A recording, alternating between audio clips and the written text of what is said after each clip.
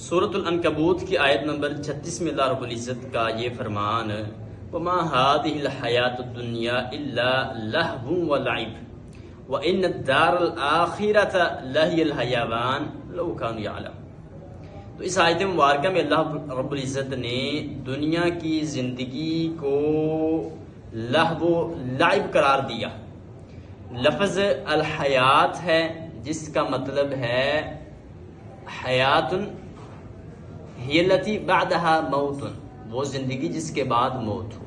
اور آخرت کے ساتھ وَإِنَّ الدَّارَ الْآخِرَةَ لَهِيَ الْحَیَوَانُ، اس میں حیوان ہے جس کا مطلب ہے کہ الحیات